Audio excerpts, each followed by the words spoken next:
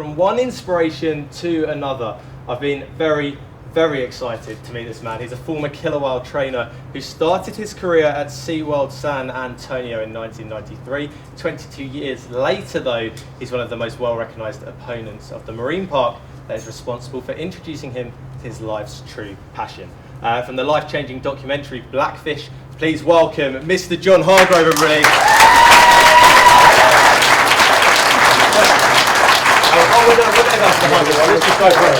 We're going to stand up. We're going for that stand up. I know a lot of you would be killing for that right now. I feel very privileged right now. I think my girlfriend at home would be like, oh wow, you just got to do that. Let's go on with the actual interview then. So, how are you? I hear that you had a bit of trouble getting here. I did, but that's normal for me. I miss flights a lot. It's a problem. Right. So I missed a flight out of New York, but I made it. How the fact you say I miss flights a lot? I do that as a regular basis. It's a big problem, and not so easy when Europe is involved. Yeah. So makes it more difficult. We're quite a big problem over here. Yeah. Well, I'm sure you're a busy man. I made it. And we're glad he's made it, aren't we, guys? Yeah. Go on, give him a round of applause for being here. We want you guys clapping everything that he says. So, let's get on with it. At which point did you know that you wanted to work with killer whales? What was the point for you? I was 6 years old, so it was 1980, so that dates me. Everybody knows I'm 41 now. But you look about 5 years older than me, and I'm 20, so you're doing well. He's lying. He was paid to say that. It's not true. It's not true. 6 years old, 1980, SeaWorld of Florida, and I was with my mom and my stepdad. It was my first trip to SeaWorld, and first time just being in that stadium, and it was 5,000 people, and the music, and I was already an animal lover. You know, we had all kinds of stray dogs and cats and everything. You just get, it's such a seductive environment. You just get pulled into it, especially as a child when you're so impressionable. You know? Yeah. I mean, well, like you say, you see the smiles on the dolphins, you see the music with the orchids, absolutely, and you think it's magic. Absolutely. But obviously, we know it's not. So let's see. What was the point that you knew, though? You knew at 6 years old that you wanted to work with them. How did it all start? How were you able to work with them? I was quite a bit of a freak as a child, wanting to do it. So meaning that I was just obsessive about it. Like once I saw it and knew that I wanted to do it, I would like read the Encyclopedia Britannica, and of course they only had like 2 pages on dolphins, bottlenose dolphins in it, nothing on killer whales. And I would just read the pages over and over again, desperate to try to get information. Once I get a little older, I started writing to SeaWorld of Florida. What do I need to do to become a trainer? Dan Blasco, who was the director at the time, he did write me back, and the letter was one of those, this is great, you want to do it, but there's so few positions. Have your plan B and plan C, because very few people get this opportunity. Right. And I remember being crushed, you know. Were you crushed or were you inspired to continue? Well, both. I was like, I'm going to do it. Mm-hmm. I'm going to make sure that I'm the strongest swimmer, the best applicant, everything that he said to do on here, I'm going to do it. But at the same time, I was like, what? This is someone telling me that my dream may not happen, and what if it doesn't happen, you know? I wanted someone to write me back and be, oh, of course, you're going to be the perfect candidate when you grow up. Yeah, you're a child now, but when you grow up, we're going to hire you on the spot. Yeah. You know, you want to hear that, but that's not reality. So when it came to the time that you got your first gig, you're able to, you know, swim with orchids. I take it that they didn't just plop you in the pool with the orchid. There must be some sort of kind of training. Yeah, a long time. Purpose. What do you do? Do you start with dolphins or? How so I started I think when I swim tested I was still 19, and then by the time the paperwork went through I just turned 20, so I was very young. I was an apprentice at Shamu Stadium, but when you're an apprentice you don't do anything with the animals. So your job is you scrub buckets, you clean, you talk the lines in the show, no interaction with the whales whatsoever, and it's like that for the first 2 years. And usually what happens is, and you can start at sea lion or dolphin, you don't have any control over it. So it's wherever management feels like your skill set best suits the company. So I was an apprentice at Shamu, and then at the point that I was the next level, once I got promoted to the next level, you're still too low to really do anything with killer whales. So now they want to send you to another stadium to learn on animals that, when you make mistakes, because you will behaviorally, you'll get bit, things will happen, you'll have aggressions, but you won't die. Yeah. So you'll go to Dolphin Stadium, you'll go to Sea Lion Stadium, and then if they still want you at Shamu, as you get promoted higher again, you've demonstrated those things they wanted to see from you behaviorally, then they'll move you back. So that was my trajectory. I never went to Dolphin Stadium, so I went Shamu Stadium, Sea Lion Stadium, and then as soon as I got promoted to the third level, which was trainer level, which is the first level that you can really start having true interaction with the whales and also swim with the whales, they moved me back to Shamu. So that was, at that point, 4.5 years. Now, I want to ask you how you felt the first time that you worked with orcas, but first of all,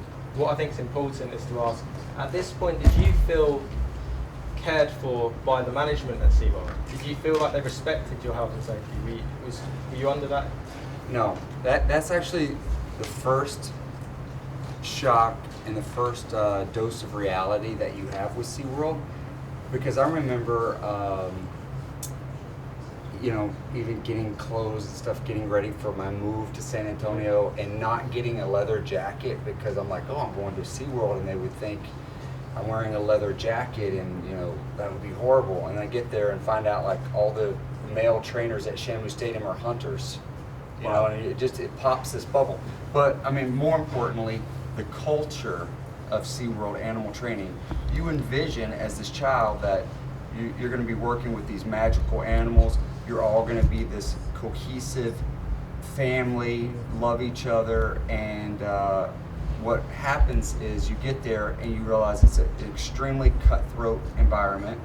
All the trainers are competing against each other, and that is exacerbated by management. They encourage it.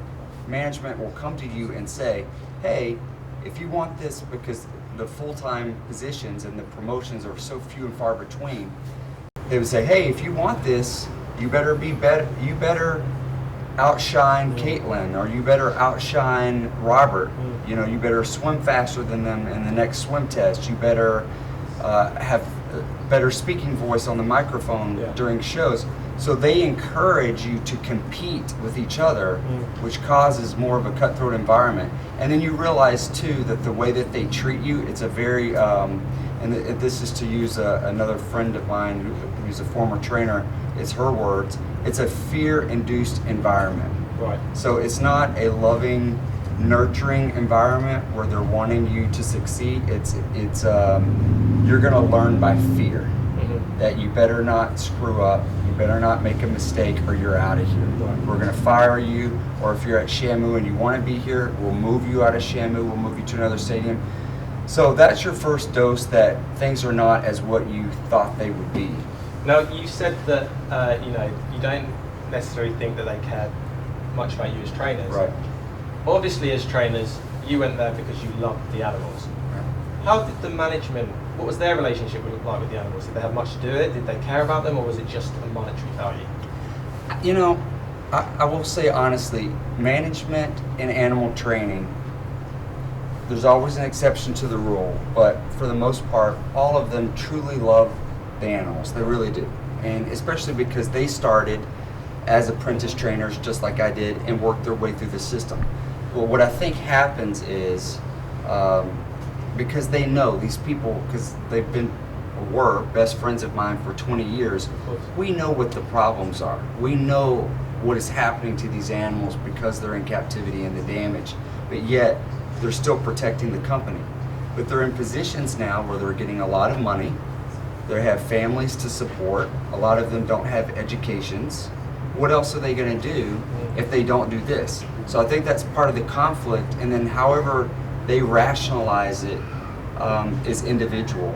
But I believe they truly know, they truly love the animals, and they're almost stuck in a sense of what do I do now? Yeah. So it's tough. The first time that you got the chance to swim with an orca, describe that feeling. Well, it was with Corky. She was the first whale I ever swam with, and Corky, most people in this room probably know who Corky is. She's a legend. She was in the movie Orca, Okay. 1977. I actually saw it like 6 months ago, and she looked so young. I couldn't believe it. You could tell on her face she was so young. But she's trained a lot of trainers because she's very tolerant. I mean, all killer whales are dangerous, and all, you know, but some are much more dangerous than others. But she's much more forgiving. She's very tolerant. So, but by the time I swam with her, you know, you don't just jump in and do a hydro and a show. You start very simple, very basic. So I had worked with her for a long time, dry, as we call it, not in the water. Before then, I got waterwork approval for her. So then once I got waterwork approval, my very first session with her was just to ease in the front show pool with her and rub her down for a brief relate, as we would call it, relationship type session, and get out. So it's very short, very brief. And because it was like just a natural progression at that point, and I had worked with her so long, it wasn't even until after I got out of the water that I got even excited about it. I was like, oh my gosh, yeah, this was the first time I actually got in the water with a killer whale. Was it an emotional time for you, or was it more just excitement? It was more excitement because I think, gosh, at that point in your career, so much emotion is taken out of you. You're treating things already so clinically. You're looking at things so much through a behavioral prism that we don't come to work and we're not these emotional people, because we can't be emotional in a show. We can't be emotional in a session because you're constantly making these life and death decisions behaviorally with the whale. So it causes you to be very abrupt sometimes. So did this lack of, you know, where you have to kind of distance yourself slightly emotionally, did this have an impact? In the year 2000, you were obviously among a team of trainers that performed the first successful artificial insemination. Did you have to be emotionally distanced to do that? Did you feel like what you were doing was wrong or beneficial? At the time, beneficial, and I was proud of it. It was with Kasaka, and I worked with Kasaka, I swam with Kasaka, and Blackfish. She's the one that's dragging Petey, bald-headed guy, down to the bottom of the pool repeatedly. She was considered, Telecom, as you guys know, is a non-waterwork whale. We never swam with them, even though, of course, what happened with Don. But Kasaka is the most dangerous waterwork whale. Well, I also swam with her. I was very close with her, loved her very much. And I felt at the time in 2000, because this was the first successful one in the world, that I was overjoyed to be a part of it. I was on the team. I helped to train it. I was there to do it the day we actually did the procedure. And I just remember being excited about it and feeling like we were something that was first in the world. But my views on that radically changed later once I realized what we truly were doing and what was happening to the whales because of it. And explain, what is that radical change and why?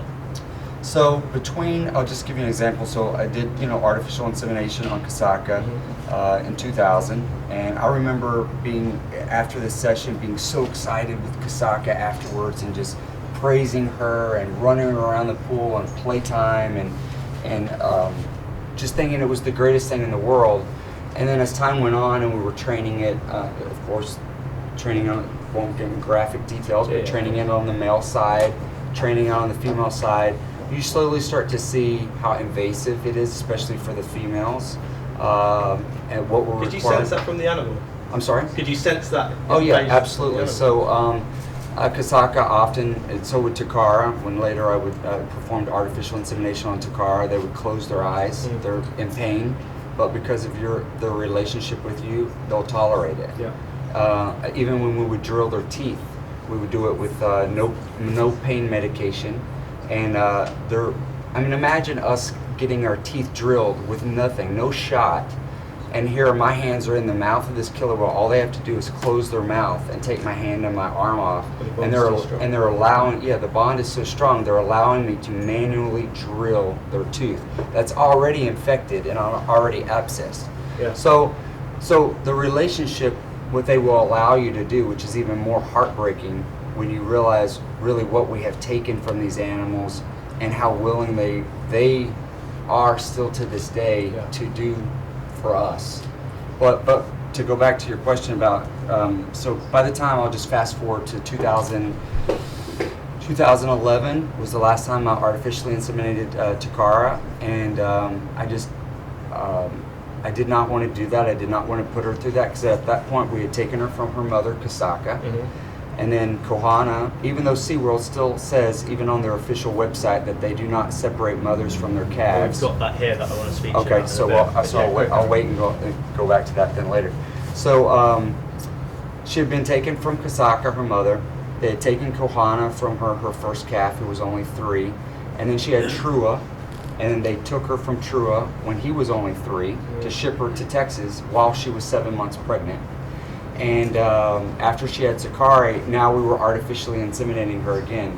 And I knew Takara from the California days, and now I knew her. We were reunited in Texas, and I can tell you honestly that her spirit was broken. It was a totally different whale. The whale that I knew from California, and how joyful she was, and how interactive and interested she was, and she just, there was like a part of her that had died. It's just a breeding machine. Yeah, and I mean, and think of it in people terms, if we had been put through this repeatedly over and over again, and moved and stripped from our family units, and I mean, of course, I mean, something inside us would die in that process. So when I artificially inseminated her in 2011, I protested I did not want to do it. Yeah. I did not want to do the procedure on her. I'm the one who did it, but because I had the strongest relationship with her, and I wanted her to be the most comfortable she could be. But I made it clear that I did not think that we should do this procedure on her, to put her through it. And so when we did it on her, I remember saying to her after the procedure, well, as I was holding her and as she was being inseminated, and then afterwards keeping her in that position, I was just apologizing to her over and over again. I was just telling her, I'm sorry, I'm so sorry.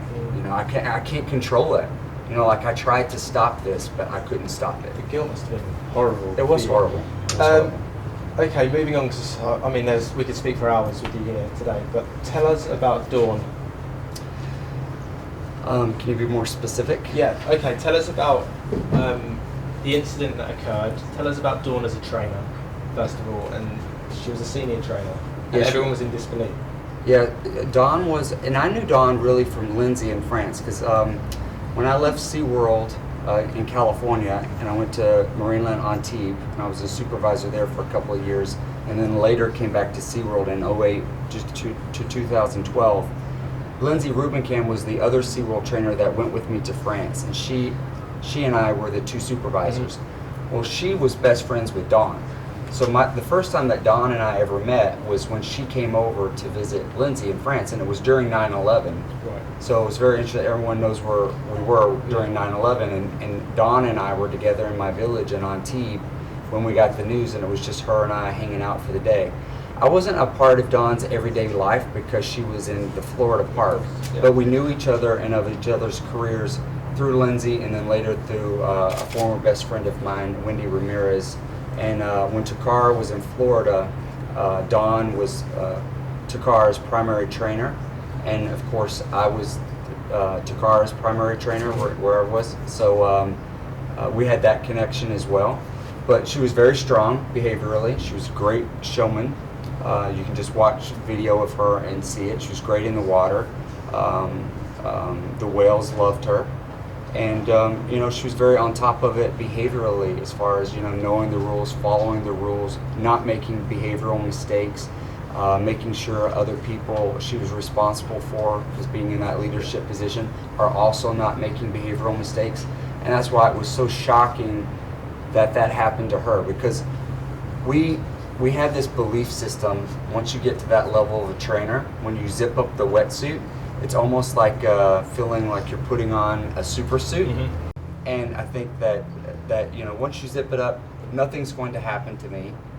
Invincible. Yes, that you're invincible. I think you have to convince yourself to think that way in order to do what you do, because otherwise, if there's ever I don't even want to say fear, but indecisiveness in your decision making, you're screwed. Yes, it's going to cost you. The animals, those animals are so smart, they take advantage of it right away. Yeah. So if you don't make the decision, they're going to make it for you very quickly. So I had always believed, and I still believe it, but Don is a horrific exception, that there's always a way to get out of these situations, like even if it's ugly, because I've been in multiple waterwork regressions, and they get ugly, but just like with people, if you get in a fight with a person, at some point you start to calm down. At first you're in a rage. I don't know, maybe I'm just speaking for myself, but No. okay, you understand? You haven't heard what Brits are like. Okay. Yeah, carry on. So at first you're in a rage and you don't see anything but who you're attacking, right? Same thing with the whales and an aggression. But then eventually calmer minds set in, and you can be redirected. So during a major aggression, that's what's happening with my mind and other experienced trainers, is you're waiting for this animal to get to the point where they're calm enough that you can redirect them in a positive way and get out of this situation. There's a scene in Blackfish, which I need to move on to now, where one of the trainers has his foot in one of the orca's mouth, and the orca brings the trainer down and up, and he is completely calm. Is that what you're on about, where he's trying to wait for the orca to just calm down what he's doing? And that was Petey with Kasaka, and that was Kasaka's last waterwork session. She was pulled completely from waterwork after that, even though that was before Don and Alexis were killed, because that aggression was viewed as so severe. And also, let's be honest, it's because the media had it. Okay. Media controls a lot of it. I'm being told to wrap up. I'm really sorry here, but I want to ask you Blackfish. Sorry, in my ear they're saying we need to wrap up. You need to be somewhere. So I want to ask you first of all, as quick as you can, Blackfish. What's it about? I think Blackfish, what it did was this long-standing debate. This debate has been going on for decades, but now it's in the forefront of mainstream consciousness. And I think this movie, that's why I believe in the power of media. It has with editing and music and film, it has the power to draw people in. I mean, it can cause someone to become religious. It has a lot of power to it. And I think Blackfish and Gabriella did such a great job, because the way it was packaged with the truth, but the way it was packaged, it drew in people that might not have normally even cared about animals or killer whales. But they saw it and they got sucked into it by the truth. Okay, so here I've pulled this from the SeaWorld website. Yes. And obviously it's caused a lot of controversy, but they've actually dedicated a whole time to trying to prove this wrong. Yes. Now I can see the smile on your face. I just want to read some of them. They claim that Blackfish employs false and emotionally manipulative sequences concerning the collection and separation of killer whales. Is anything within that program false, or is it all? During my career, and just off the top of my head, what I know of, we have taken 19 calves from their mother. Even though SeaWorld still has on their website, we do not separate mothers from their calves. We took 19 from their mothers, and only 2 of those were medically necessary. Now, it also says the movie relies on former SeaWorld employees, most of whom have little or no experience with killer whales, and others who haven't worked at SeaWorld in nearly 20 years. They're not talking about me. Well, of course. So, and this is but they try to attack me in other ways. This is the way that they try to attack Jeff and Sam and Carol and John. But the fact of the matter is that even though those guys haven't been at SeaWorld in a long time, our experiences are parallel. We had the same experiences. So whether or not that they left in 95 and 96 and I left in 2012, we saw the same things. Okay, all right. They're telling me that I need to wrap. I could speak to you for days on end about this. We will wrap this up right now, but I want to ask you one question. What is the future of SeaWorld? I think it's over. The way it exists today, it's over. So I think they have a choice. They can change their business model and they can continue on in a different format. And the only way that's going to happen is they have to stop the breeding program. I think that society, where we are now, we are not going to tolerate anything less than them stopping their breeding program. So this is the last generation of killer whales in captivity. If they choose the way they are doing now, to dig their heels in the sand and say, like Jim Atchison said, we're not apologizing for what we do or how we do it. If they keep up with that mentality, then they're going to go under. And I don't feel sorry for them if that happens. I don't think anyone feels sorry for them here, do they? John, it's been absolutely incredible, and I tell you, an absolute honour to be able to sit here and speak with you. Thank you so much for everything you've done. You've got a book coming out, I believe. It's available for pre-order. Do you want to tell them quickly about that? Just to that camera right there. Oh, sure. Beneath the Surface, so Palgrave Macmillan in New York is the publisher. In the States and Canada, it comes out next Monday. And then I just got an email from the publisher saying they finally worked out the UK deal. So they also will have worldwide English rights, so it will be in the UK. The email thread said that it should be in major retailers as early as Monday. I don't know if they meant tomorrow Monday or the next Monday.